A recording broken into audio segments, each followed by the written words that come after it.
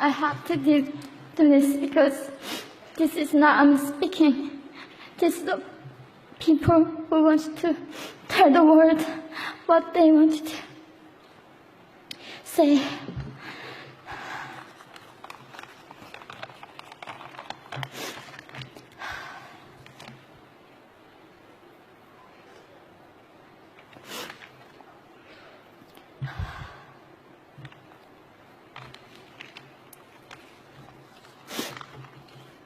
North Korea is an unimaginable country.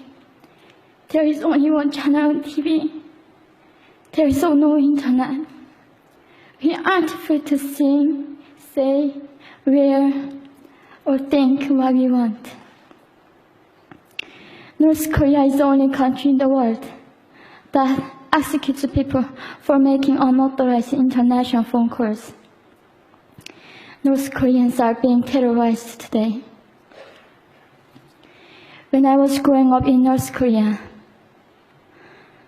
I never saw anything about love stories between men and women. No books, no songs, no press, no movies about love stories. There's no Romeo and Juliet. Every story was propaganda to brainwashes about the Kim dictators. I was born in 1993. And I was abducted at birth, even before I knew the words freedom or human rights. North Koreans are desperately seeking and dying for freedom at this moment.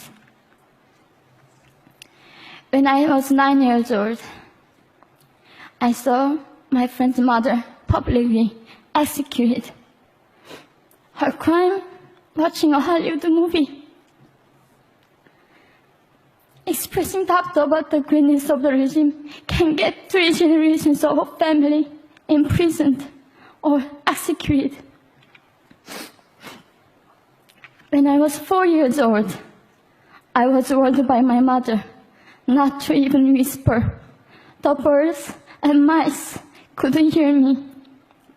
I admitted I thought the North Korean dictator could read my mind. My father died in China after he escaped North Korea. And I had to bury him at 3 a.m. in secret. I was 14 years old. I couldn't even cry. I was afraid to be sent back to North Korea. The day I escaped North Korea, I saw my mother raped. The rapist was a Chinese broker. He targeted me. I was 13 years old.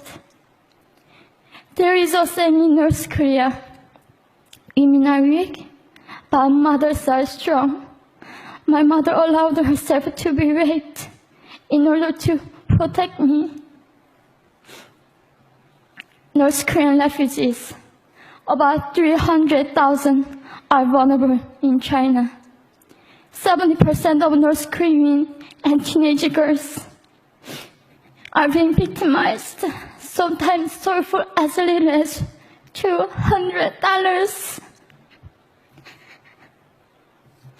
We walked across the Gobi Desert, following a compass. When they stopped working, we followed the stars to freedom. I felt only the stars were with us. Mongolia was our freedom moment. Death or dignity. Armed with knives, we were prepared to kill ourselves if we were going to be sent back to North Korea. We wanted to live as humans.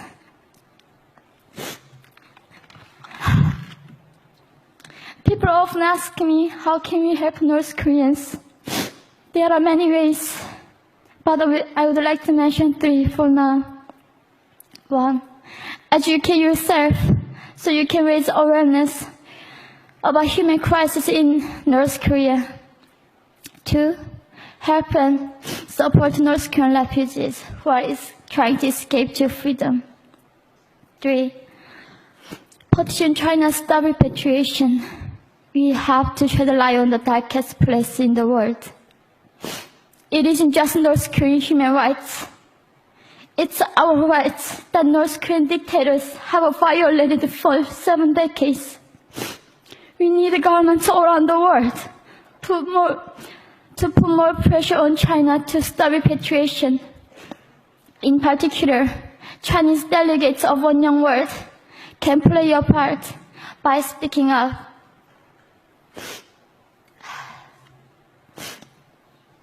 North Korea is indescribable. No humans deserve to be oppressed just because of their birthplace. We need to focus less on the regime and more on the people who are being forgotten. One Young World, we are the ones who will make them visible. Fellow delegates, please join me as we make this a global movement to free North Koreans.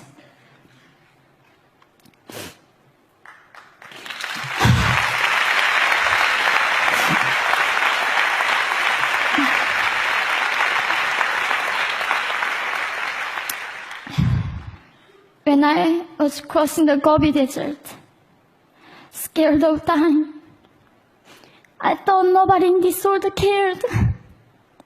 It seemed that only the stars were with me. But you have listened to my story. You have cared. Thank you very much.